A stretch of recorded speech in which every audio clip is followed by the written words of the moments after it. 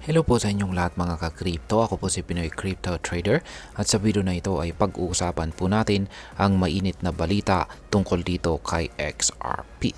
Sapagkat ayon po sa isang kilalang crypto expert na si Ginoong Zach Rector, ito na raw ang huling pagkakataon para makabili ng XRP sa presyong mas mababa sa $3. Pero bakit po niya ito sinasabi? Ano po ang mga analysis ang kanyang ginamit bilang batayan?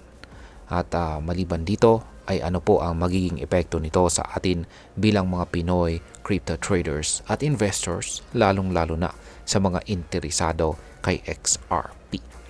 Kaya yan, bago po natin alamin ang mga bagay na yan, ay nais ko lamang po munang bigyang linaw ang aking disclaimer kung saan ang nilalaman po ng video na ito ay hindi po ito isang financial advice. For education and information purposes lamang po ang layunin nito. At umpisaan po natin sa kung ano po ang nangyari sa presyo ni XRP. Sa mga nakarang araw ay nakaranas po ng malakas na bearish pressure itong si XRP. Dahil dito, bumagsak po ang presyo nito mula sa mahigit $3 pababa sa $1 na range. Ayon po sa pinakabagong datos, umabot pa si XRP sa mababang presyo na $1.77.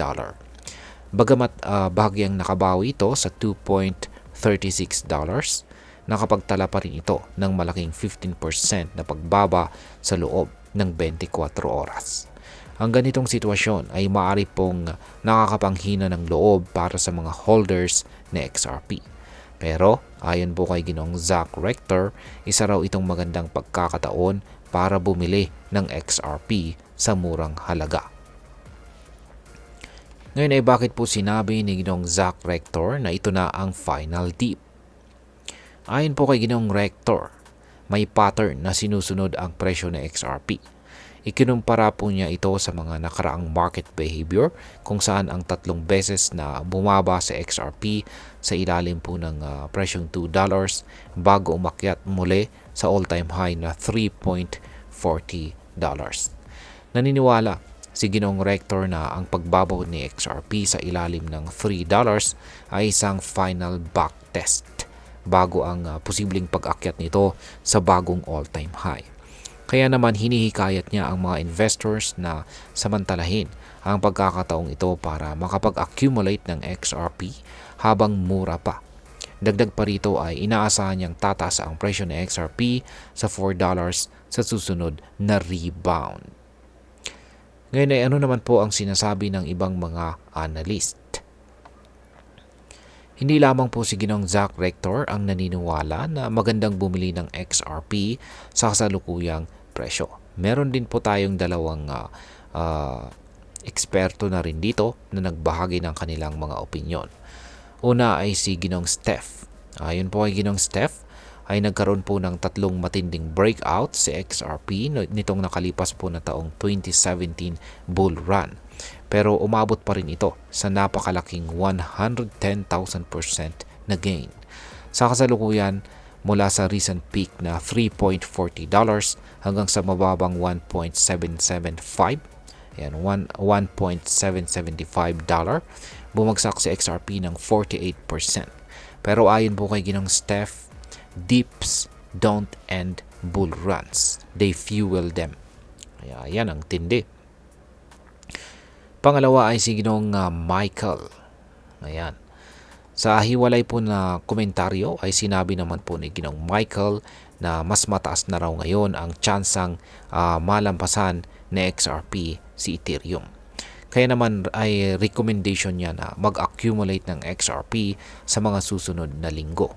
Dagdag pa niya, si XRP ang altcoin na pinakakumpiyansang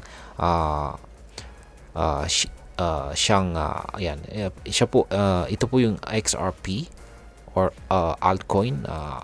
Meron po siyang malaking pagtitiwala na i-hold ngayong taon. Kaya ayan. At ngayon ay ano naman ang maaaring maging epekto nito para sa atin bilang mga Pinoy crypto traders at investors na interesado dito kay XRP. Yan, para sa atin ay ang ganitong balita ay meron po itong dalawang pangunahing implikasyon. Una ay ang oportunidad. Ang pagbaba po ng presyo ng XRP ay nag-aalok po ito ng magandang pagkakataon para bumili sa mas murang halaga. Kung tama po ang mga prediction ng mga eksperto, posibleng magbigay ito ng malaking kita sa mga susunod na buwan. Pangalawa ay ang panganib o risk. Dahil po volatile ang crypto market, palaging may kasamang panganib o risk ang pag-invest. Malaga na mag-research po muna tayo bago maglagay ng ating puhunan at huwag pong mag-invest ng perang hindi po natin kayang mawala. At ayan, bilang panghuli ay ano naman ang aking masasabi tungkol dito. Ang sitwasyon po ni XRP ngayon ay isang paalala na ang crypto market ay puno ng pagkakataon at saka hamon. Kung susundin ang mga eksperto, maaaring ito na nga ang huling pagkakataon para makabili ng XRP sa presyong mababa sa $3. Pero tandaan, ang pag-invest ay dapat laging sinasamahan ng maingat na pag-aaral at saka tamang diskarte. At ayan, hanggang dito na lamang po tayo sa video na ito mga ka-crypto. Sana po ay inyong nagustuhan ang aking paliwanag sa video na ito. Kung inyo po itong nagustuhan, pakiclick lamang po ang like button nito. Marami pong salamat sa panonood, ingat po tayo lagi at God bless po sa ating lahat.